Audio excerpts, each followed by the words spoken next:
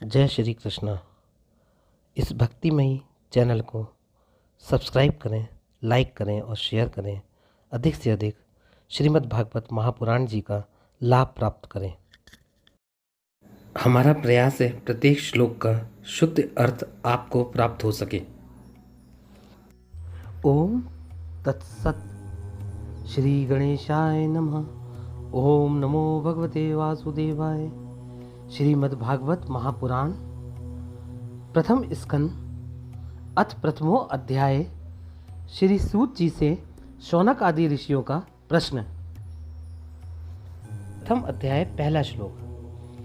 जन्मादस्य यतोन व्याधि तरतस्य चार्थेषु विज्ञा सौराट तेने ब्रह्म हृदयाय आदि कवये मुह्यन्ति यत् सूर्या तेजो वारी मृदां यथा विनिमयो यत्र सर्गो मृषा धम्ना स्वेन सदा निरस्ते गुहकं सत्यं परम धीमहि। अर्थ। हे प्रभु, हे वासुदेव कृष्ण, आपको नमस्कार करता हूँ। प्रभु श्री कृष्ण ही मेरे ध्यान में हैं, क्योंकि वे ही सही सही शुद्ध सच्चाई हैं। भगवान श्री कृष्ण ही इस दुनिया एवं ब्रह्मांड के निर्माता, संचालक, पालक, नियंत्रक तथा संहारकर्ता या समाप्त करने वाले हैं। वे प्रत्यक्ष तथा अप्रत्यक्ष यानी कि सीधे साधे या घुमावदार प्रकार से भी इस दुनिया की सारी बातें जानते हैं। भगवान श्री कृष्ण किसी पर निर्भर नहीं हैं, वह स्वतंत्र हैं, परंतु जगत उन पर निर्भर है, आश्रित है। श्री कृष्ण ही सबसे पहले आदि जीव या प्रथम देव पुरुष यानी कि ब्रह्मा जी के हृदय में दिव्य ज्ञान और वैदिक ज्ञान दिया। यह संसार मिथ्या माया का बना है, जो कि एक झूठ की तरह है। यह संसार एक झूठ की तरह है। इस झूठे संसार को सच और सुख समझने की गलती बड़े बड़े संत, महापुरुष और यहाँ तक कि देवता भी कर देते हैं, जिससे वह माया से मोहित एवं आकर्षित हो जाते हैं। ये सब प्रभु के कारण ही हो रहा है। जैसे कि अग्नि में जल और जल में भूमि का भ्रम होता है, वैसे ही सांसारिक प्रपंचों में इसी तरह माया मोह में दुख तो रहता है, पर सुख का भ्रम सदैव सदैव बना रहता है।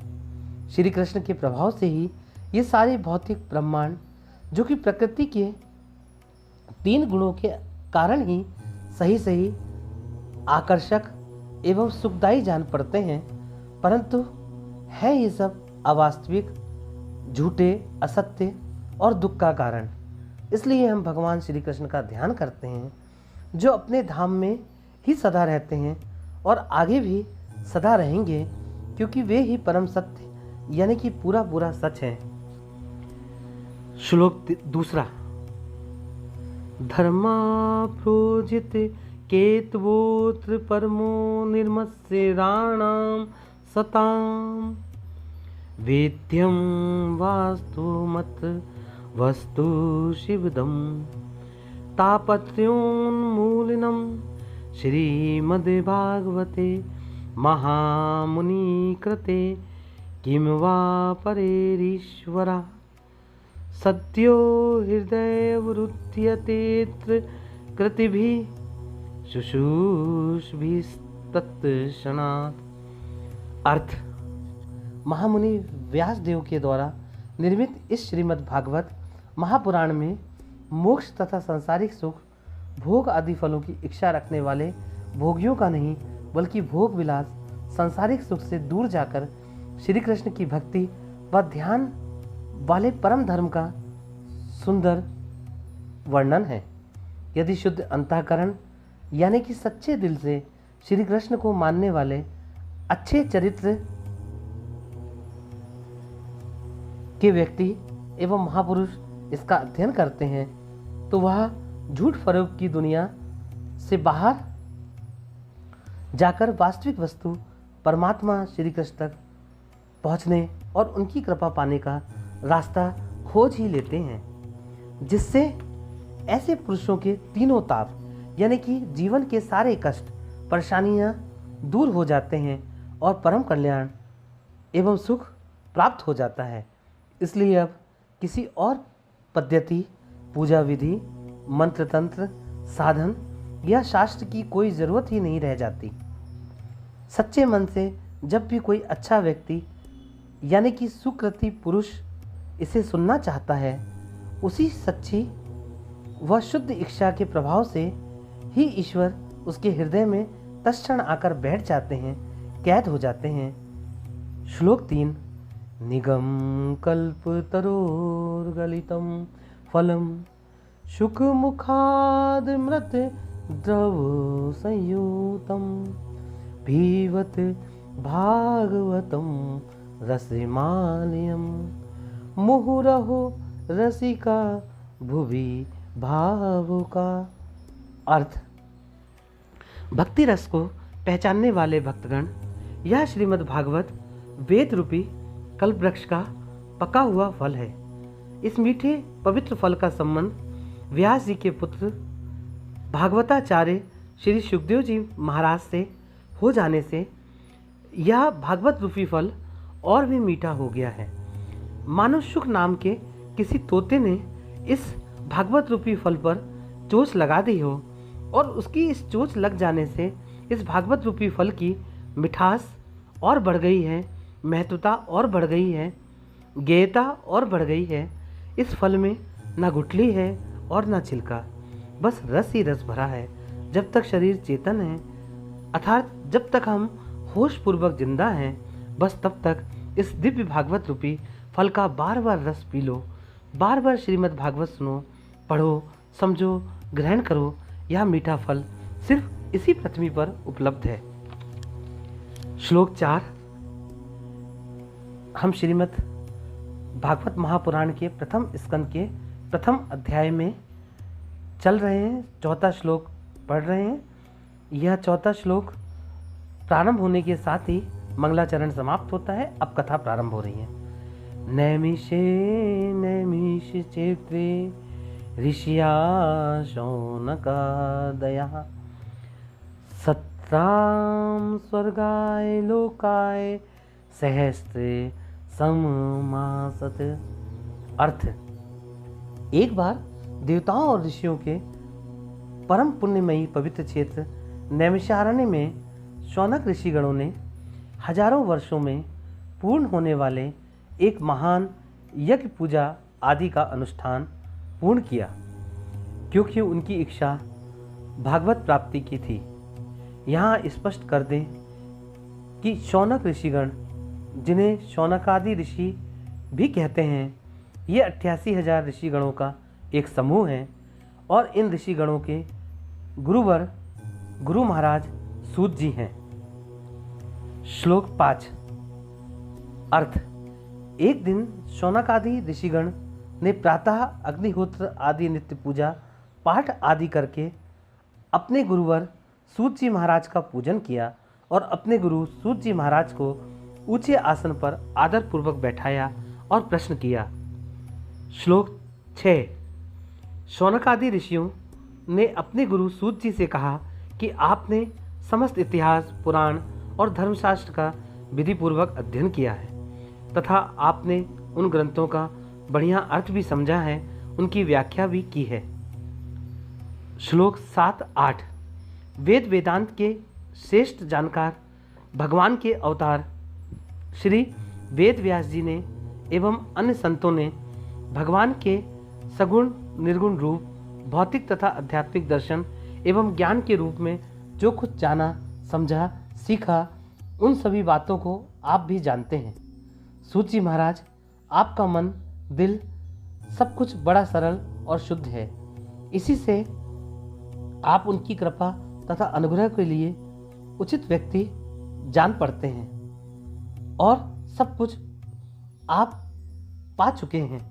आप इतने सरल हैं कि अपने शिष्यों को साधना, प्रभु और अध्यात्म की गुप्त बातें भी, गुप्त राज भी बता देते हैं। श्लोक नंबर 9-10। सूत जी महाराज, आप संत समाज के भूषण अर्थात योग संत हैं। इस कलयुग में लोगों की आयु कम हो गई है। आध्यात्मिक एवं सात्विक गुणों एवं साधनों में अब लोग रुचि नहीं रखते। लोग आलसी हैं। ऐसे में भाग्य भी खराब हो गया है और इन लोगों की समझदारी भी कम हो गई है, जिससे कलयुग का मनुष्य बहुत से रोग, संकट, विघ्न, समस्या एवं दुर्भाग्य से घिरा हुआ है।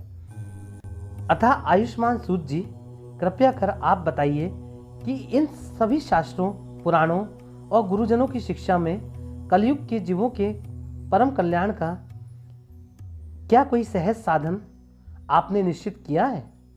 श्लोक 11। शौनक आदि ऋषियों ने आगे पूछा कि शास्त्र भी बहुत से हैं। उन शास्त्रों में भी अनेकों पूजा पाठ, ध्यान, भक्ति, साधना विधि बताई गई है। किसी एक साधन का वर्णन शास्त्र नहीं करते। पूजा पद्धति, ध्यान, साधना सिद्धांत इतने कठिन और बड़े बड़े हैं जिसे सुनना, समझना और फिर सही सही पूर्ण करना कलयुग के आदमी के लिए बहुत कठिन है। सूत जी, आप तो दयालु एवं परोपकारी हैं। आप ही कुछ शास्त्रों का सार बताएं जिससे प्राणियों का कल्याण हो सके। हम लोगों की भी ज्ञान, भक्ति, समझ बढ़े और हम भी और शुद्ध अंतःकरण यानी कि पवित्र मन वाले बन सकें। श्लोक 12-13। प्यारे सूत जी, आपका कल्याण हो। आप तो जानते हैं कि यदुवंशियों के रक्षक, भक्तों से प्यार करने वाले भगवान श्री कृष्ण वासुदेव की धर्मपत्नी देवकी के गर्भ से क्या करने की इच्छा से इस धरती पर आए थे। हम उसे आपके मुखारविंद से सुनना चाहते हैं। बताइए कि भगवान के अवतार का क्या वर्णन है, क्या रहस्य है, क्योंकि भगवान का अवतार तो जीवों के परम कल्याण और उनकी भगवत प्रेम से भरी हुई उन्नति के लिए हुआ था। अर्थात जीव श्री कृष्ण से प्रेम कर समृद्धि पा लेना चाहते हैं और पा सकते हैं। श्लोक 14। यह जीव जन्म मृत्यु के घोर चक्र में फंस चुका है। इस स्थिति में यदि वह कभी भगवान के मंगल एवं पवित्र नाम का उच्चारण और ध्यान कर ले तो उसी क्षण वह लौकिक कठिनाइयों, दुखों एवं परेशानियों से मुक्त हो जाता है। भय भी भगवान से डरता है और ऐसे भक्तों को कष्ट नहीं देता। श्लोक 15। सूत जी महाराज, सच्चे विरक्त और शांत चित्त वाले संत भगवान श्री कृष्ण के चरणों की शरण में ही रहते हैं और जन कल्याण के लिए उनकी कृपा पाते ही रहते हैं। उनके स्पर्श मात्र से, ऐसे संतों के स्पर्श मात्र से सारे जीव तुरंत पवित्र हो जाते हैं। इधर गंगा जी के पवित्र जल का बहुत दिनों तक पान करने पर भी कहीं ऐसी पवित्रता मिल पाना कठिन ही प्रतीत होता है। श्लोक 16। ऐसे पुण्य आत्मा भक्त जिनकी अर्थात श्री कृष्ण की लीलाओं का गान करते रहते हैं, उन भगवान का कलिमल हारी अर्थात कलियुग के कष्ट दूर करने वाला पवित्र यश, भला आत्मशुद्धि की इच्छा वाला अर्थात खुद को स्वच्छ साफ सुथरा रखने की इच्छा रखने वाले ऐसे कौन सा मनुष्य होगा जो सुनना नहीं चाहेगा। श्लोक 17-18। वे नारायण श्रीहरि लीला से अवतार लेते हैं। नारद मुनि जैसे महान संत हमेशा ऐसे ही श्रीहरि का गुणगान करते रहते हैं। सूत जी महाराज, आप हमें भी वही वर्णन सुनाइए। शक्तिशाली एवं समर्थमान प्रभु अपनी योग माया से सुंदर लीला करते हैं। आप उन्हीं श्रीहरि के अवतारों की सुंदर कथा सुनाइए। श्लोक 19। इस तरह श्री कृष्ण की सुंदर कथा से हमें कभी तृप्ति नहीं हो सकती, क्योंकि भक्त श्रोता रस को पहचान कर हर बार नए नए रस का आनंद अनुभव करता है। श्लोक 20। भगवान श्री कृष्ण ने खुद को छुपाया, कभी जताया नहीं कि वो भगवान है। आम मनुष्य ही खुद को दिखाया, पर बलराम जी के साथ मिलकर ऐसी लीला की जिससे उनका पराक्रम एवं देवत्व प्रकट हो गया। ऐसी लीला जो प्रभु श्री कृष्ण ने बलराम जी के साथ मिलकर की थी, वैसा तो करने का कोई मनुष्य कभी सोच भी नहीं सकता। श्लोक 21। शौनक ऋषि बोले, सूत जी, कलयुग आ गया है, इसलिए इस वैष्णव क्षेत्र नैमिषारण्य में हम सभी अब लंबे समय तक रहने का संकल्प लेकर बैठ गए हैं, क्योंकि कलयुग में बाहर दुनिया में जाएंगे तो कष्ट ही कष्ट मिलेंगे। अब हमें श्री हरि की कथा सुनने के लिए पूरा पूरा अवकाश मिल गया है, ऐसा माने अब हम बस श्री हरि की कथा का श्रवण ही करेंगे। श्लोक 22। ये कलयुग मन की शांति और पवित्रता का नाश करता है, इससे पार पाना कठिन है। जैसे समुद्र पार करने वालों को कर्णधार मिल जाए, वैसे ही इस कलयुग में कलयुग की कठिनाइयों से पार होने की इच्छा रखने वाले हम संतों को ब्रह्मा जी ने आपसे मिला दिया है। अब हम आपसे मिलकर परम सत्य, परम रहस्य, प्रभु की सुंदर कथा जान लेंगे और इस कलयुग के भवसागर से पार हो जाएंगे। श्लोक 23। धर्म रक्षक ब्राह्मण भक्त योगेश्वर भगवान श्री कृष्ण के अपने धाम चले जाने पर धर्म क्या हुआ, धर्म ने अब किसकी शरण ली, धर्म ने अब किसकी शरण ली इति श्रीमद् भागवत महापुराणे परमहंस्याम संहितायां प्रथम स्कंदे नैमिषोख्याने प्रथमो अध्याय संपूर्ण। अध्याय 2 के लिए अगला वीडियो देखें।